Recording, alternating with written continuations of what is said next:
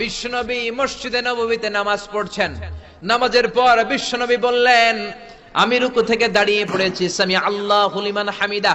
তোমরা পড়ার কথা ছিল শুধু রব্বানা ওয়ালাকাল হাম, কে যেন একজন ফিসফিস আওয়াজে পড়েছো হামদান কাসীরান তাইয়িবান মুবারাকান ফি। কে পড়েছো? দাঁড়াও। কোন সাহাবী দাঁড়ায় না, ভয়ে। বিশ্বনবী অভয় দিয়ে বললেন, কিছু বলবো না, কে পড়েছো? দাঁড়াও। এক সাহাবী দাঁড়িয়ে বললেন, ও নবী আমি পড়েছি। বিশ্বনবী বললেন, এটা তো আমি শিখাই নাই, কই পাইলা, কেন পড়ছো? সাহাবী বলে, নবী গো, আল্লাহর তাসবিহ অল্প পড়লে আমার পোষায় না। আল্লাহু আকবার। বিশ্বনবী বললেন, নামাজরত অবস্থায় আমি দেখেছি বিদউ ওয়া সালাসুনা মালায়েকা, 30 জনেরও বেশি ফেরেশতা তোমার এই অতিরিক্ত তাসবিহর সওয়াবটা কে লিখে লিখে আল্লাহর দরবারে পৌঁছে দিতে পারে, তারা আকাশের মধ্যে কে আগে নিয়ে যেতে পারে প্রতিযোগিতা করছিল। আল্লাহ।